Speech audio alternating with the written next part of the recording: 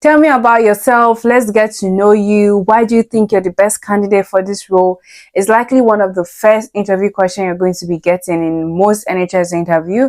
And it's very important you also answer this question well, because it kind of lays the foundation for the following questions that they're going to ask you. So in this video, we're going to be smashing how you should answer that question and what are the good things to say when you're telling the interviewers about yourself.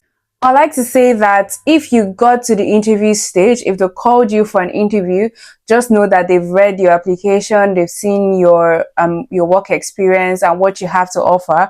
And out of thousands of people that applied for this job, you got called for an interview. So that's a good sign, and hope that gives you like some form of confidence that yes, you can actually go and smash this interview. This is the time for you to say everything or most of the things that you've stated already in your application about yourself, like your CV, your work experience. This is the time for you to say what you have. This is not tell me about yourself in this context does not imply to your likes and your dislikes and things that don't relate to the job. Tell me about yourself only talks about the things that you have that relates to the job. So when you're telling them about yourself, only tell them the things that are important in respect to the job. Firstly, you want to talk about your education. You want to talk about your qualifications, your registration, that's your license. You want to talk about your experience. You want to talk about your scientific and technical experiences. You want to talk about the values of the trust and values, like the personal values that you have that you can bring and relate to this role. So these are the things that are very important for you to be building on. So in a biomedical scientist interview, in the context of a biomedical scientist job, you want to talk about your degree in biomedical science, which is IBMS accredited. You want to talk about, if you have a bachelor's degree, you talk about your bachelor's degree in biomedical science. If you also have a master's, you can put your master's. If you've completed your specialist portfolio, you could talk about your specialist portfolio. If you've completed your portfolio for your registration, obviously for you to be interviewing for a biomedical scientist job, you already have your HCPC registration. So you talk about how you're a HCPC registered biomedical scientist. You want to talk about how many years of experience you have, in what laboratory. When I say in what laboratory, I mean in what department. So is it in hematology, is it in biochemistry? You want to talk about if you've worked out of hours. You want to talk about all the qualities that make you a biomedical scientist. This is what you basically talk about. And also it's important to talk about the values of the trust in this question, because sometimes they might not have a standalone question to talk about the values of the trust, but you want them to know that you researched the job and the hospital and the trust. So you talk about the values of the trust and how like it resonates with you. So I'll just be giving a typical answer that you could give to your interviewer. My name is John Michael. I am a HCPC registered biomedical scientist. I have a bachelor's degree in biomedical science. I also have a master's degree in biomedical science, and my degrees are IBMS accredited. I have over 3 years of working experience with the NHS. I currently work in a hematology blood transfusion laboratory.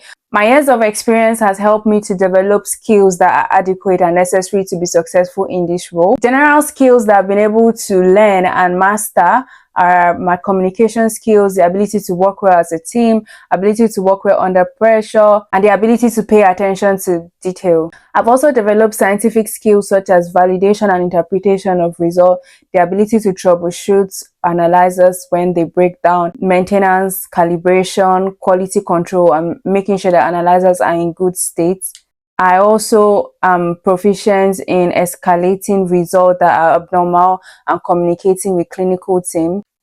In terms of quality, I partake in internal and external quality control, internal and external audits to maintain accreditation. Also ensure compliance with ISO 15189 regulations to uphold UCAS accreditation. I'm able to follow procedures and instruction based on the standard operating procedures and also based on my training and competencies. I am proficient in the use of analyzers.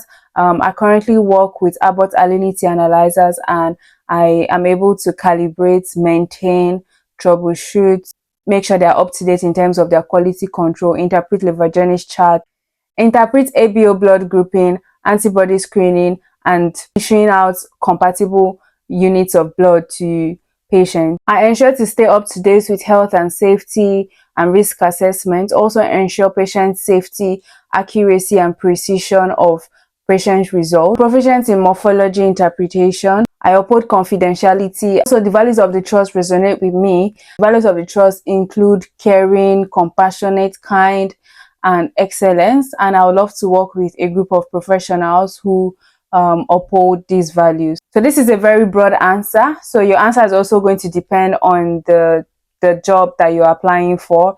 I just gave a general example. Your answer is going to be based on like the particular job you're applying for, the job description and the person's specification. If it's a hematology job, you know, you'll be talking about, if it's a hematology and blood transfusion job, you know, you'll be talking about how you are able to issue blood, compatible blood, full blood count. You're going to be talking about validation. You're going to be talking about, morphology. And if it's a, let's say it's a biochemistry job, you know, you're going to be talking about phonin limits for potassium, stuff like that, levogenase charts, quality control. But there are some things that are basic and standard that you must ensure to say in this first part of your course. Some of the things you must say in your answer, regardless of the department, you must talk about yourself, your qualification, your education, your licensing. You must also talk about your ability to work under pressure. You must talk about the analyzers that you've used. You must talk about the analyzers that you've used. If possible, research on the analyzer that they use in that particular lab and talk about it, how you have experience with the analyzer. You must talk about UCAS accreditation. You must talk about health and safety. You must talk about quality, both internal and external. Just make sure to touch like one or two of these points. These are basically what they're going to be needing. These are the points that they are going to be looking at. And also, when you've said all these things, most times the next question you're going to be asked, they're even going to tell you, oh, you've said some of them in the first question. Thank you guys for watching. I'm going to see you guys in my next video. Bye bye.